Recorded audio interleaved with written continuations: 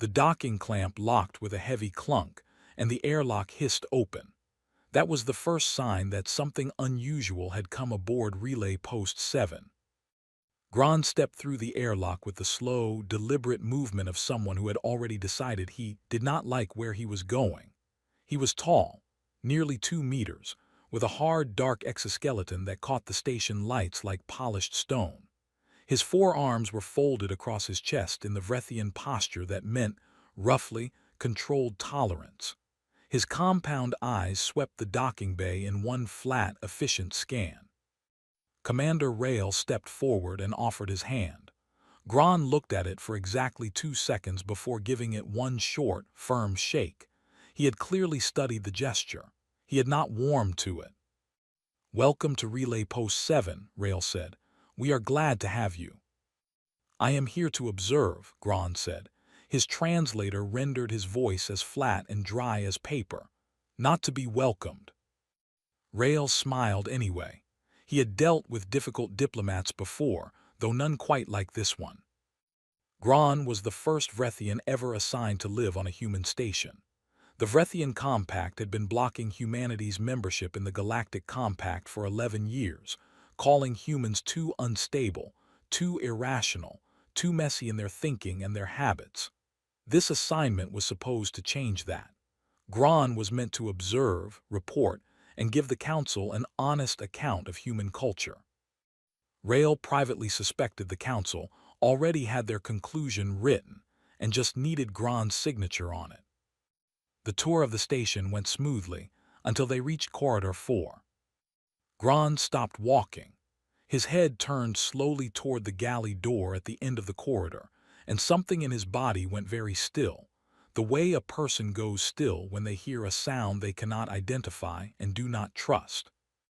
The smell was coming from inside, garlic hitting hot oil, bread that had been baking for an hour, something sweet underneath and something deep and savory underneath that.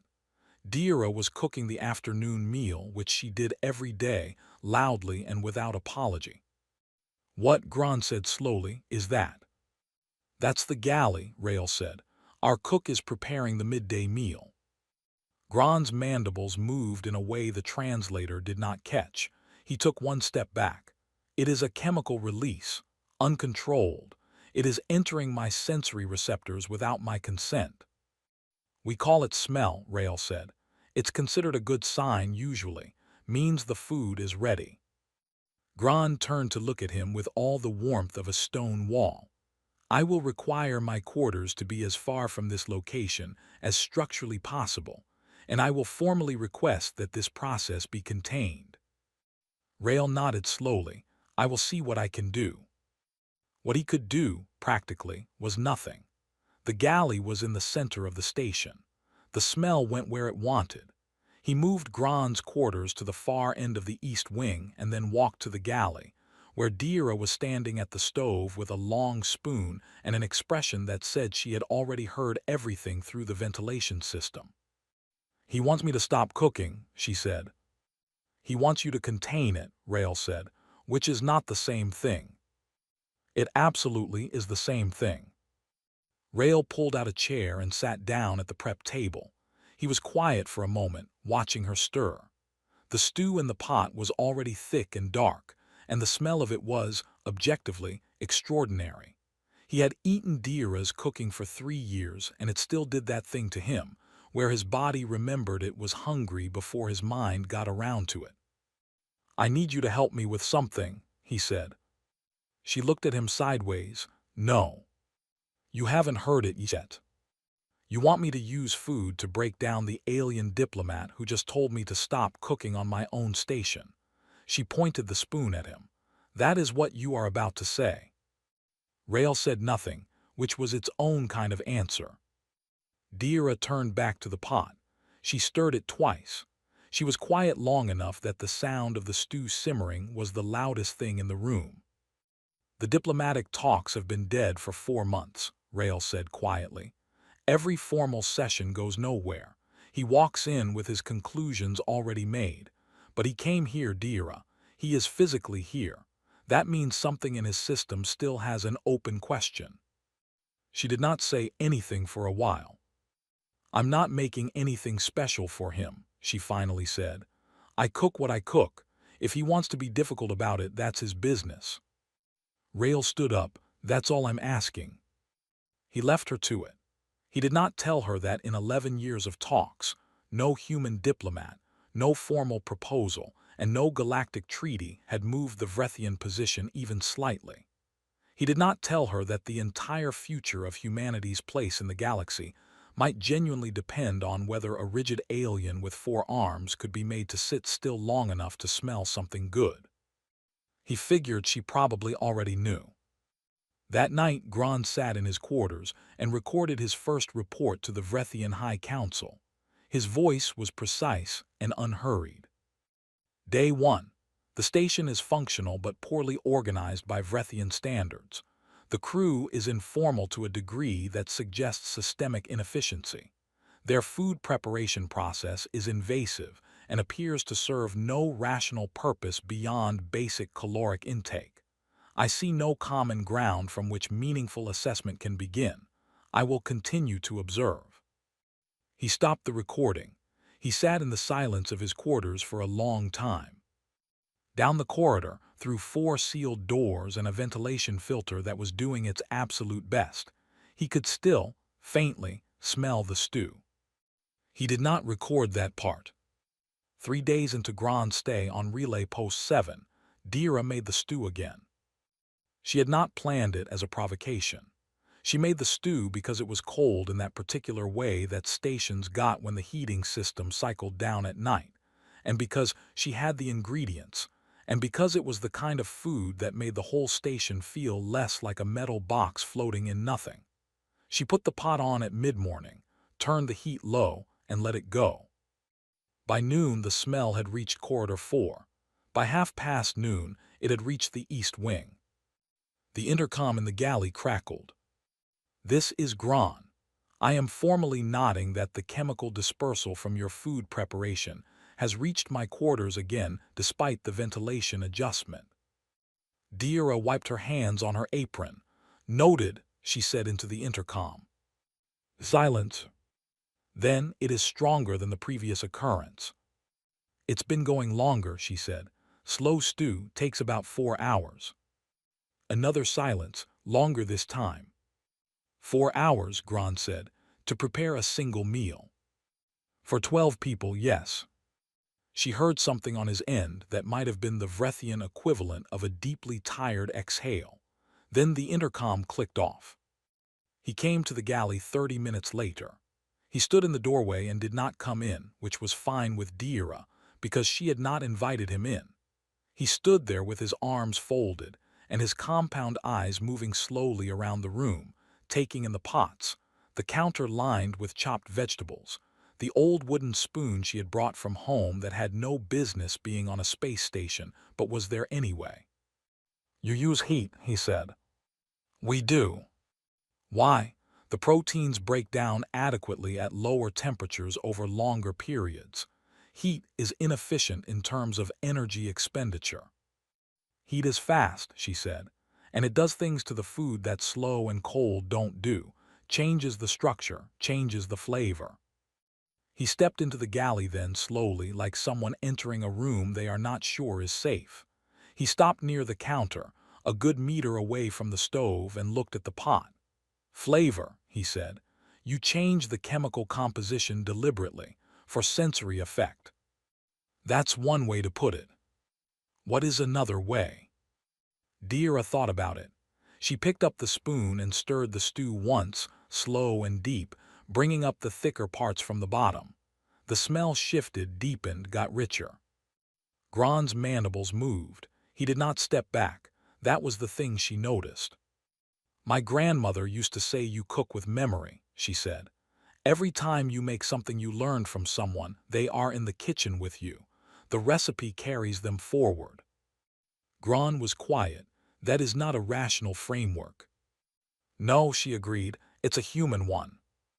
She pulled a small bowl from the shelf, ladled a portion of the stew into it, and set it on the counter in front of him. She did not push it toward him. She did not say anything.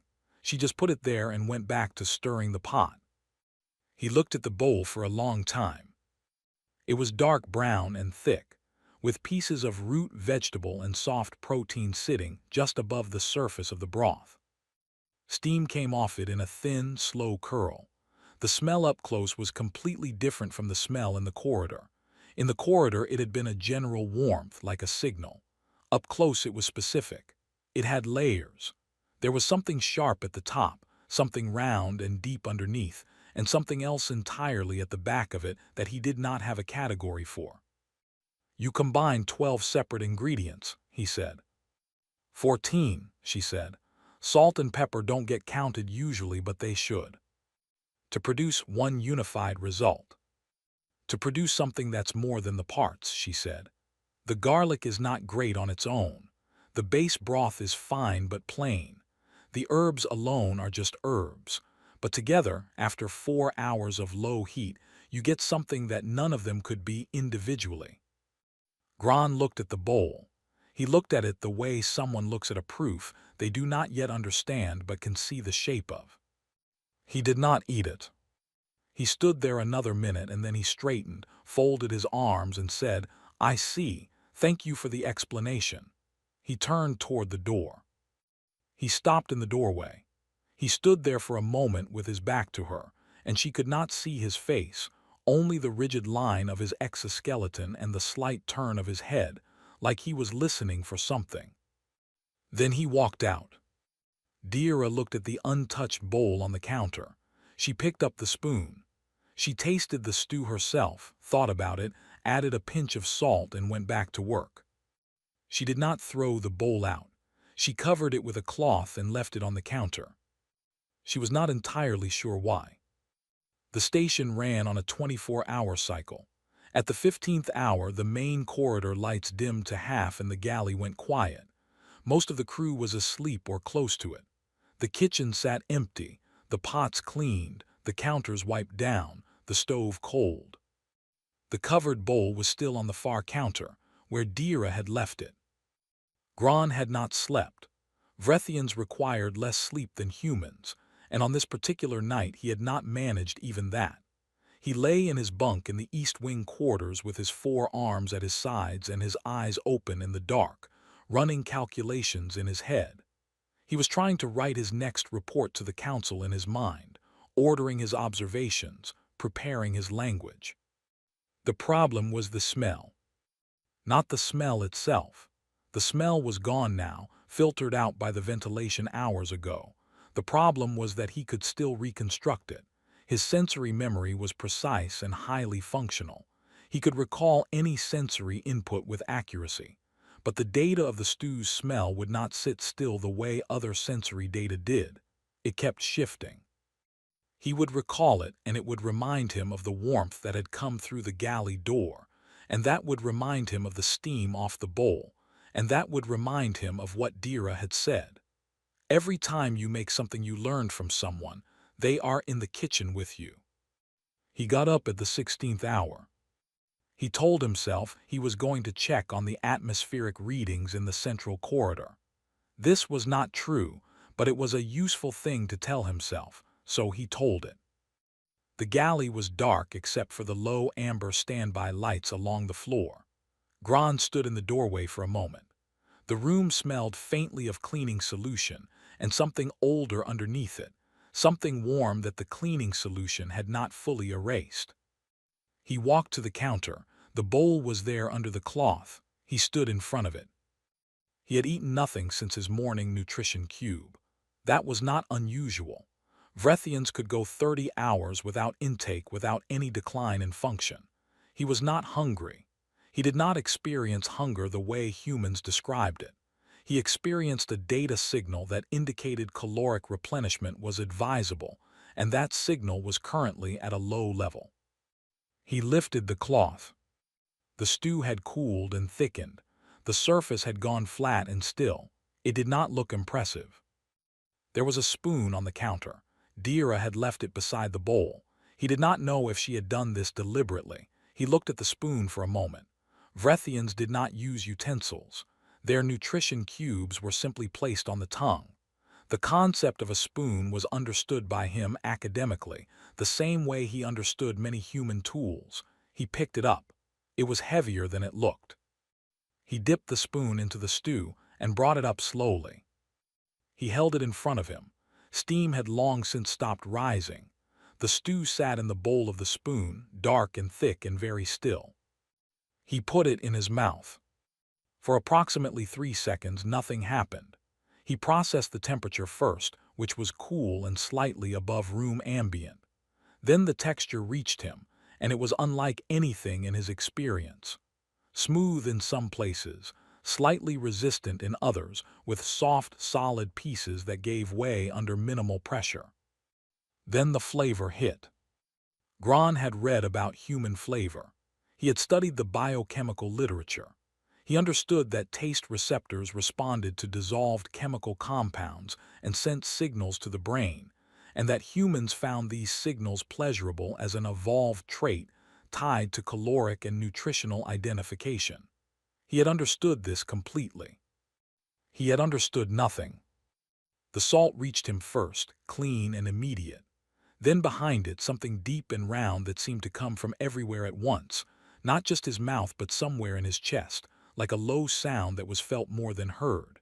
Then the herbs, sharp and bright, cutting across the top of everything else.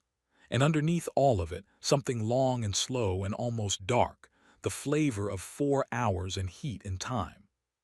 He stood completely still. His compound eyes, which normally moved in small, constant adjustments, stopped moving entirely. His mandibles were very still. His 4 arms, usually folded or in deliberate positions, hung at his sides. He put the spoon back in the bowl. He stood there for a long time.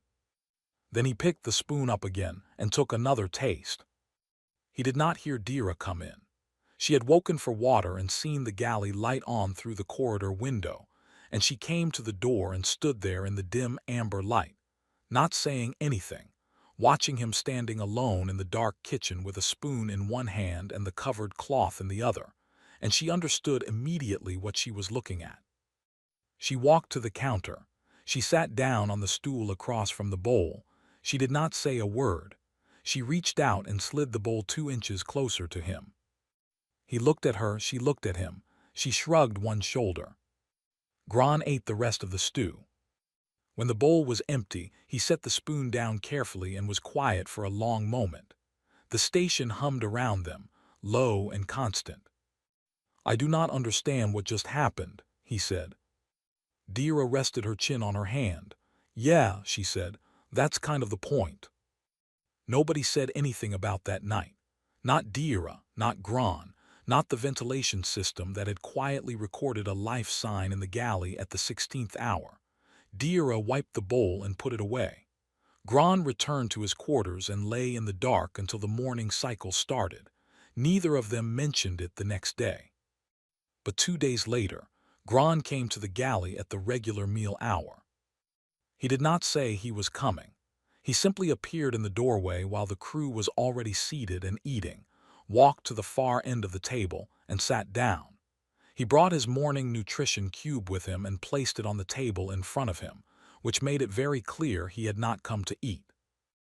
Dira brought a plate to the table for herself and sat 3 seats away, and did not make any kind of event out of his presence. The rest of the crew followed her lead, mostly. There was some eye contact between crew members that communicated a great deal without words.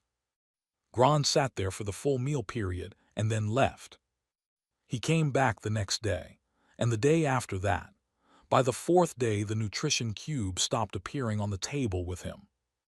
On the 6th day, Dira was making flatbread. It was a simple thing, just flour and water and a little salt, pressed flat and cooked on a dry pan. She was doing it at the prep counter when Gran arrived early and found her there alone. He watched for a while from across the room. "You are shaping it by hand," he said. "Machine press makes it too uniform," she said. "The uneven parts cook faster and get a little crisp at the edges. That's the best part." He came closer. He watched her press the dough with her palms, turning it, stretching it out. "May I attempt it?" he said. She looked at him. He was not joking. His compound eyes were completely focused on the dough. She tore off a piece and put it in front of him. He had 4 arms, which turned out to be an advantage. He pressed with 2 and shaped with the other 2, and his exoskeleton gave him precise, even pressure that was actually quite consistent. On his first attempt, the bread came out nearly perfect, which she found slightly annoying. "You learn fast," she said. "I observe accurately," he said. He was looking at the flat piece of dough he had made. He turned it over once. "My species once had foods like this." She put her bread on the pan. "I know, you told me you found it in old archives." "I did not tell you that." "You talked in your sleep," she said, and watched his mandibles snap before she grinned. "I'm joking. You mentioned it last week when we were talking about salt." He was quiet. He put his flatbread on the pan beside hers. They watched the 2 pieces cook together on the dry heat, edges curling just slightly, small brown spots forming across the surface. "The efficiency campaigns removed flavor from our food chain over the course of 3 generations," Gran said. "I found record of public debate at the time. There was significant resistance." "People don't give up food easily," Dira said.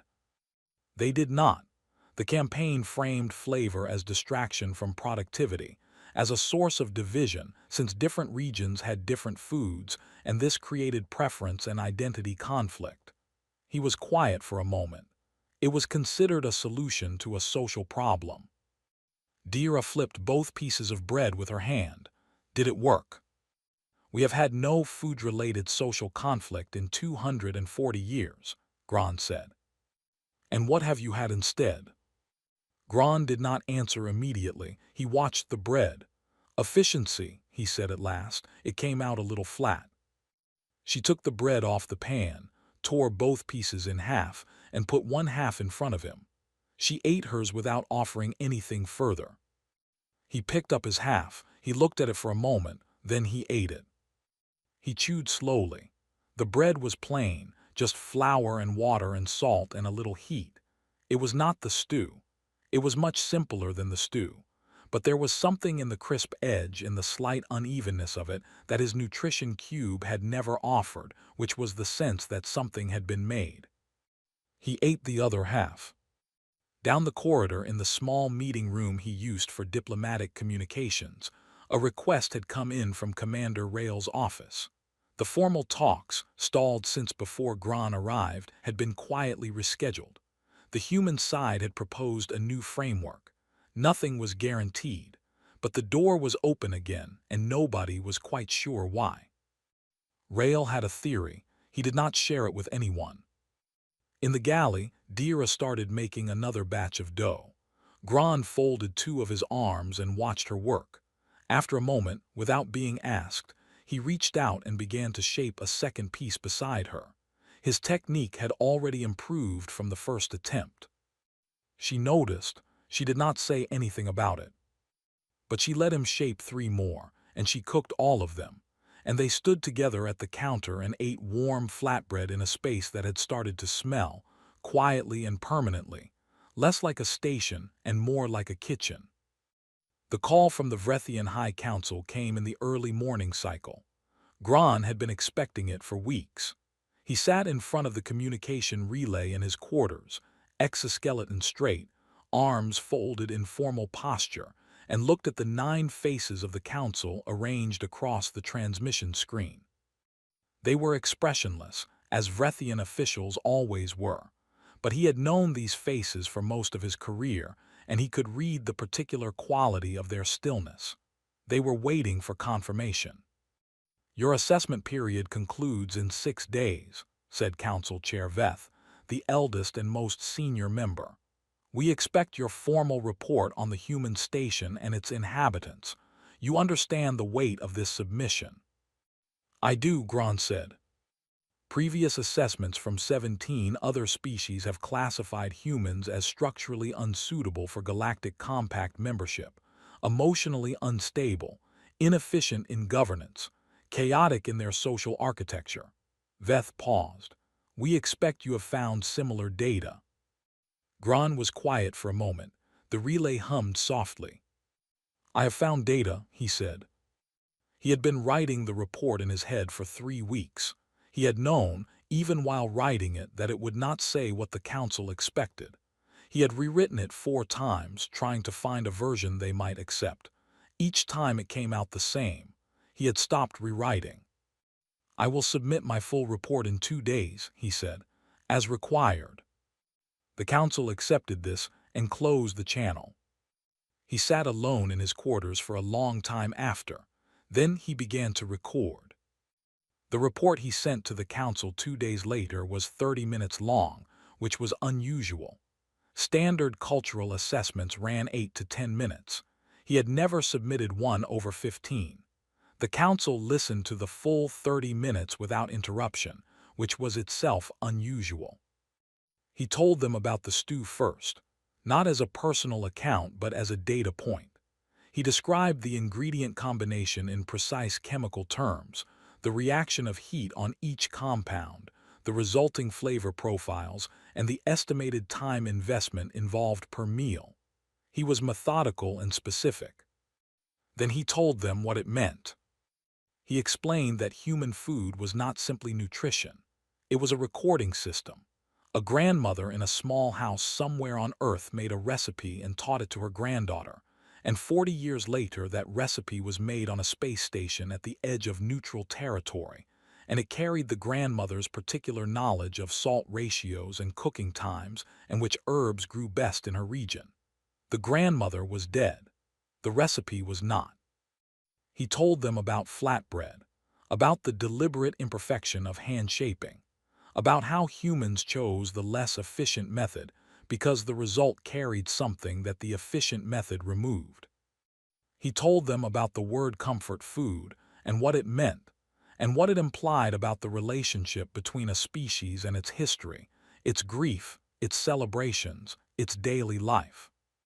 He told them that he had reviewed the Vrethian efficiency campaigns of 240 years ago and had found the public debate records, and that the Vrethian people had, over 3 generations, been asked to give up something that humans had understood well enough to never let go of. He said this carefully, without accusation, as a data point. He said that humanity's chaos was not a design flaw. It was a design. Their inconsistency was not weakness. It was range.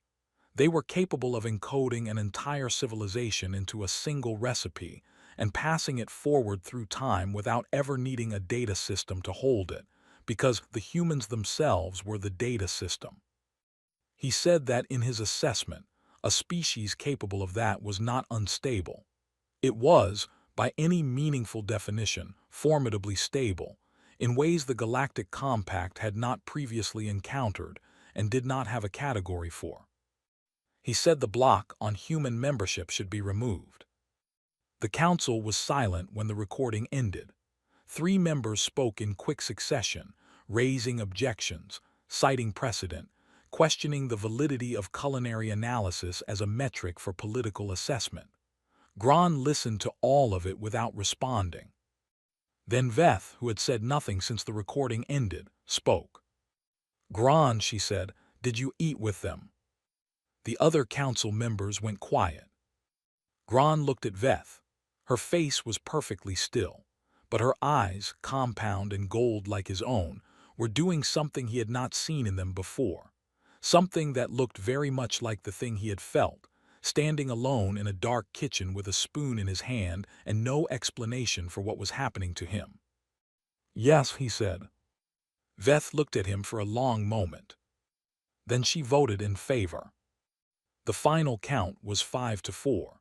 The Vrethian block on human membership in the Galactic Compact was lifted that same day. Gran received the confirmation notice an hour later. He read it once, set it aside, and went to the galley where Dira was making the afternoon meal. He stood in the doorway. She looked up. He did not tell her what had happened. He just stood there, and she seemed to read something in his posture because she nodded once slowly and turned back to the stove. He sat down at the table, not at the far end this time, near the middle. "It'll be ready in 20 minutes," she said. "I will wait," he said. On the last day, the galley was full. Rael had told the crew at morning assembly that Gron's assignment was ending and that Dira was cooking a farewell meal. He had said it as a simple announcement.